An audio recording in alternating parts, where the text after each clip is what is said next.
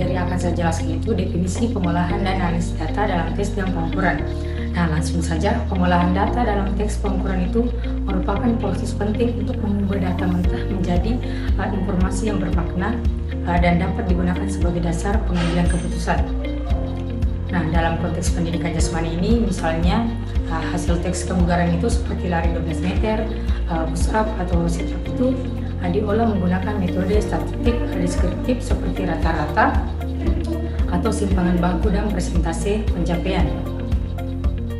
Nah, proses ini bertujuan untuk memberikan gambaran objektif mengenai kondisi fisik peserta didik. Nah, setelah pengolahan, analisis data itu dilakukan untuk menafsirkan hasil secara lebih mendalam, seperti mengelompokkan peserta ke dalam kategori baik, cukup atau kurang, serta memberikan hasil antar waktu untuk menilai efektivitas program latihan.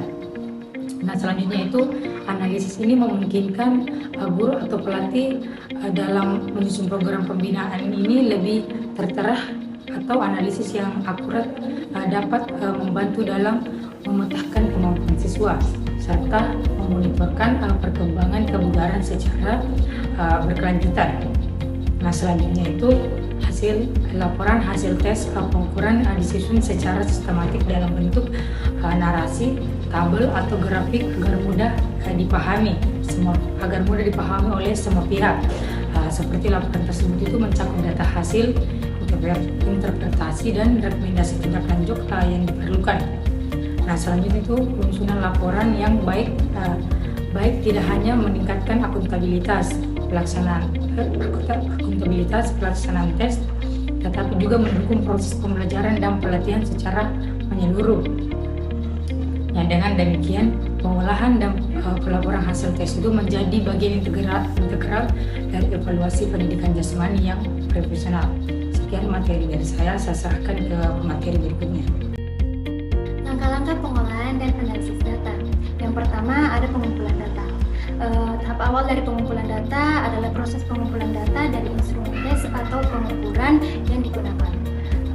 Data juga dapat diperoleh melalui berbagai metode seperti observasi, angket, wawancara, ataupun tes fisik. Yang kedua yaitu penyusunan dan pembersihan data. Setelah data dikumpulkan, langkah berikutnya adalah menyusun secara sistematik ke dalam tabel ataupun perangkat lunak seperti Excel. Penyusunan ini juga bertujuan agar data mudah dibaca dan diakses untuk tahap analisis. Adapun pada tahap ini juga dilakukan pembersihan data, yaitu proses pemeriksaan kembali data untuk memastikan tidak ada kesalahan input, data ganda ataupun nilai yang tidak logis. Yang berikutnya, yang ketiga adalah pengolahan data. Tahap ini melibatkan menggunakan rumus atau perangkat sistematik untuk menghitung berbagai ukuran statik dasar. Yang keempat adalah analisis data. Data yang sudah diolah kemudian dianalisis untuk mengemukakan makna dan menarik kesimpulan dari data tersebut. Analisis data juga dapat berupa analisis deskriptif maupun analisis inferensi. Yang kelima adalah penyajian dan laporan hasil. Hasil dari pengolahan dan analisis data disajikan dalam bentuk tabel, grafik, diagram maupun narasi deskriptif.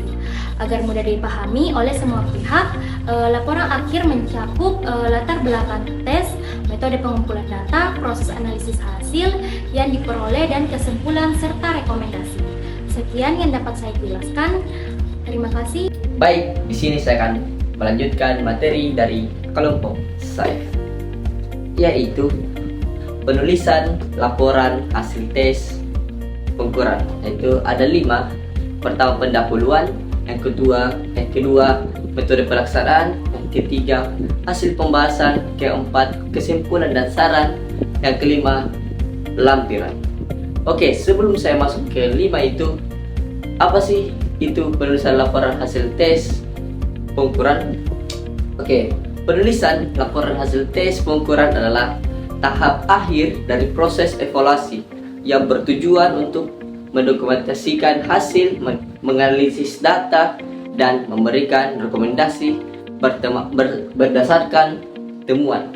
Laporan ini sangat penting untuk mengetahui tingkat kebugaran, perkembangan keterampilan motoriknya, atau efektivitas suatu program latihannya. Oke, di sini kita masuk ke pendahuluannya. Bagian pendahuluan itu menjelaskan latar belakang pelaksanaan tes, tujuan pengukuran, serta pentingnya pengelolaan data tersebut. Oke, di bagian ini penulis menjelaskan mengapa tes dilakukan, apa ingin dicapai, dan bagaimana hasil tes nantinya akan digunakan. Oke, misalnya jika tes dilakukan untuk mengukur kebugaran jasmani seorang siswa, maka tujuannya adalah untuk mengetahui sejauh mana kemampuan fisik siswa berkembang setelah mengikuti suatu program tersebut. Oke, baik, kita langsung lanjut ke metode pelaksanaannya. Bagaimana metode berisi penjelasan mengenai jenis tes atau instrumen yang digunakan, produser atau pelaksana, waktu dan tempat pelaksana, serta subjek yang terlibat dalam pengukuran. Oke, metode ini menjamin bahwa laporan dapat dipertanggungjawabkan dan dapat direplikasikan oleh orang lain. Penggunaan instrumen tes yang tepat dan produser prosedur yang jelas sangat penting dalam menjamin validitas dan reliabilitas hasil. Oke. Ada pula yang ketiga, yaitu hasil dan pembahasan. Di bagian ini, data hasil pengukuran disajikan dalam bentuk tabel atau grafik disertai dengan analisis statis seperti rata-rata mens, simpangan baku atau kategori skor. Setelah itu dilakukan pembahasan yang meliputi penafsiran hasil dan perbandingan dengan standar atau tujuan yang ingin dicapainya.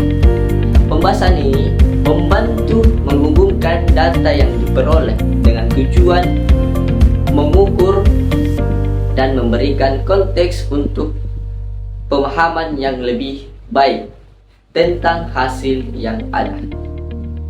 Oke, sekian dari saya. Materi atau poin yang keduanya akan dilanjutkan oleh teman saya. Baik, di sini saya akan melanjutkan materi dari teman saya. Yang keempat yaitu kesimpulan dan saran.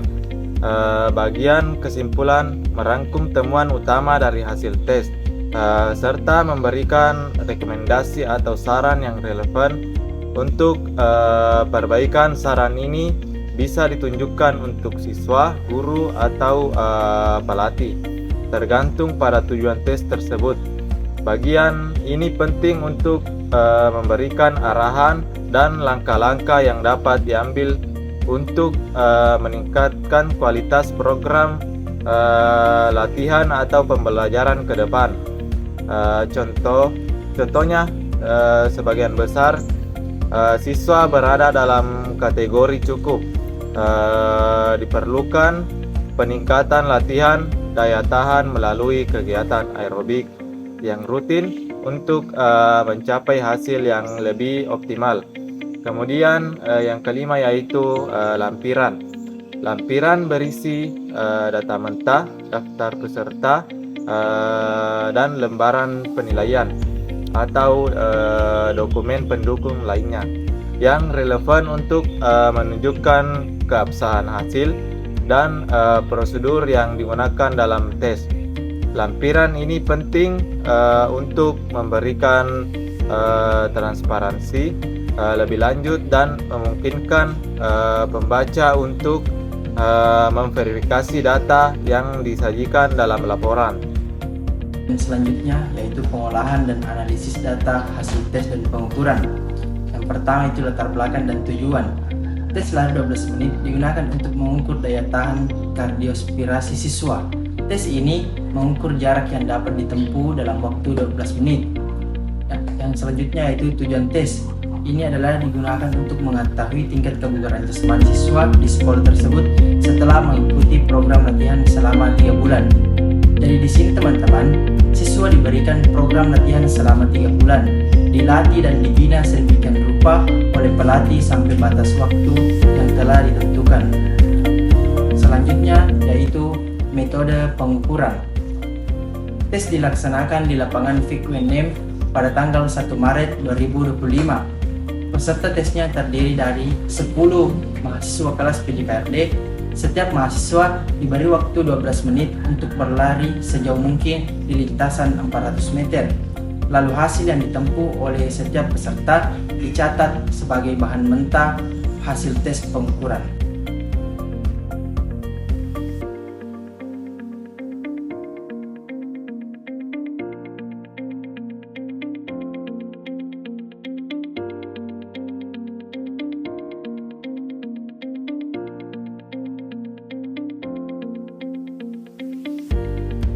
Dan saya akan membacakan kesimpulan pada materi saya. Kesimpulannya, pengolahan, analisis, pelaporan data hasil tes pengukuran sangat penting menganalisis kondisi pemain dan peserta secara objektif dan menyusun latihan secara efektif dengan langkah-langkah yang tepat dan pengolahan data, pengolahan statistik dan pengolahan data.